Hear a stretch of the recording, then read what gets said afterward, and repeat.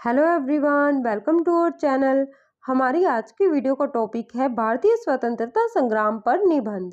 तो फ्रेंड्स, इस निबंध को हम प्रभावशाली तरीके से लिखने के लिए इसे स्लोगन्स के साथ लिखेंगे और इसे पूरी जानकारी के साथ लिखेंगे। तो वीडियो को एंड तक जरूर देखिएगा। चलिए एक प्रभावशाली नारे के साथ इस निबंध की शुरुआत करते हैं। हमारा नारा टॉपिक से रिलेटेड होना चाहिए, जैसे कि हमारा टॉपिक है स्वतंत्रता संग्राम, तो इसी के महत्व को बताता हुआ हम यहाँ पर नारा लिखेंगे। हमारा नारा है, जब देश की आज़ादी हेतु थे हुए वीर कुर्बान, नम आंखों से याद करते हम वो स्वतंत्रता संग्राम। स्लोगन लिखने के बाद हम लिखेंगे प्रस्तावना। प्रस्तावना में हम टॉपिक का शॉर्ट में परिचय देंगे, यानी कि भारतीय स्वतंत्रता संग्राम क्या था, इसका परिचय हम शॉर्ट में देंगे। हमारे देश भारत के इतिहास में भारतीय स्वतंत्रता संग्राम एक अति महत्वपूर्ण घटना है। यह वही संग्राम है जिसने अंग्रेजों की गुलामी में जकड़े हमारे भारत देश को स्वतंत्रता दिलाई थी।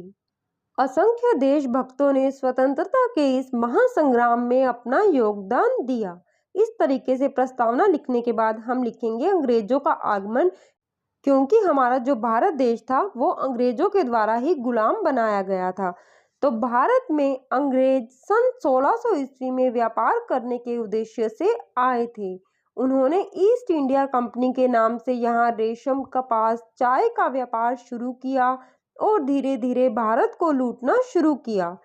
फूट डालो और राज करो की नीति से उन्होंने भारतीयों को अपना गुलाम बना लिया। अंग्रेजों की अराजकता से तंग आकर देशवासियों ने एकजुट होकर राष्ट्रीयता की भावना को जागृत किया और राष्ट्र को स्वतंत्र कराने का निश्चय किया। देशवासियों द्वारा अलग अलग तरीके से राष्ट्र को स्वतंत्र कराने के प्रयास किए जाने लगे। इन्हीं प्रयासों को स्वतंत्रता संग्राम कहा गया है। भारतीय स्वतंत्रता संग्राम को दो भागों में बांटा जा सकता है। तो यहाँ पर सबसे पहले हम लिखेंगे प्रथम स्वतंत्रता संग्राम के बारे में, जो 1857 में हुआ था। देन उसके बाद हम द्वितीय स्वतंत्रता संग्राम के बारे में लिखेंगे। प्रथम स्वतंत्रता संग्राम। सर्वप्रथम अंग्रेजों के खिलाफ मंगल पांडे ने आंदोलन की शुरुआत की थी। वे बंगाल के बैरकपुर में तैनात एक भारतीय सिपाही थे।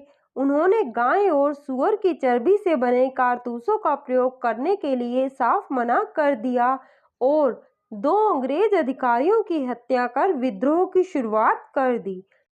बाद में उन्हें फांसी दे दी गई थी, लेकिन उन्होंने विद्रोह की आग देशवासियों के दिलों में पूर्णतया जला दी थी। इसके तुरंत बाद मेरठ के सिपाहियों ने भी भारी संख्या में विद्रोह कर दिया। इस विद्रोह में सिपाहियों को देश की तमाम बड़ी रियासतों का साथ मिला। झांसी की रानी भी इसी विद्रोह के दौरान लड़ते लड़ते वीर गति को प्राप्त हुई थी। इस विद्रोह पर अंग्रेज सरकार द्वारा 1 वर्ष के भीतर ही काबू पा लिया गया। देन हम लिखेंगे द्वितीय स्वतंत्रता संग्राम। 1857 के विद्रोह की असफलता के बाद भी अंग्रेजी हुकूमत की नींव हिल चुकी थी। देश भर में विद्रोह की आग भड़क रही थी। कुछ गर्म दल के समर्थक थे तो कुछ नरम दल को मानते थे, किंतु दोनों ही दलों का मकसद सिर्फ एक था, और वो था अंग्रेजों का देश से निष्कासन और स्वतंत्रता की प्राप्ति। गर्म दल के नेताओं में प्रमुख थे बाल गंगाधर तिलक। स्वराज, स्वदेशी और अंग्रेजी वस्तुओं का बहिष्कार जैसे शब्दों का प्रयोग उन्हीं के द्वारा सर्वप्रथम किया गया था। बिपिन चंद्र पाल और लाला लाजपत राय भी गर्म दल के नेता थे। 1915 में भारत लौटे गांधी जी ने सर्वप्रथम 1917 से 18 के दौरान चंपारण आंदोलन कर नील की खेती करने वाले किसानों पर अंग्रेजों द्वारा हो रहे अत्याचारों को बंद करवाया। इसके बाद गांधी जी ने असहयोग आंदोलन के जरिए एक बार फिर आज़ादी की अलख जगाई। 1920 में इस आंदोलन के द्वारा गांधी जी ने स्वराज की मांग की। क्रांतिकारी आंदोलन का दूसरा चरण 1924 से 1934 के बीच माना जाता है। चंद्रशेखर आजाद राम प्रसाद बिस्मिल, भगत सिंह, राजगुरु, सुखदेव जैसे क्रांतिकारियों ने आज़ादी की लड़ाई में नए अध्याय जोड़े। पहले काकोरी कांड और फिर लाहौर में सैंडर्स की हत्या। 1930 में गांधी जी ने नमक सत्याग्रह तथा दांडी यात्रा की शुरुआत कर दी। 24 दिन की यात्रा के बाद गांधी जी ने समुद्र तट पर जाकर अवैध नमक बनाया और इस तरह सविनय अवज्ञा आंदोलन की शुरुआत हुई। 1931 में भगत सिंह, राजगुरु और सुखदेव को फांसी दे दी गई। आज़ादी की लड़ाई में एक और नाम था सुभाष चंद्र बोस, जिन्होंने आज़ादी पाने हेतु सीधे युद्ध को चुनना ही बेहतर समझा। वे सिविल सर्विसेज की पढ़ाई हेतु इंग्लैंड गए थे, किंतु जलियांवाला बाग हत्याकांड के बारे में सुनकर भारत वापस लौट आए और स्वतंत्रता संग्राम में कूद गए। वर्ष 1942 में गांधी जी के द्वारा भारत छोड़ो आंदोलन की शुरुआत की गई। गांधी जी और उनके समर्थकों को जेल जाना पड़ा। 2 वर्ष बाद जेल से छूटने के बाद उन्होंने यह आंदोलन वापस ले लिया।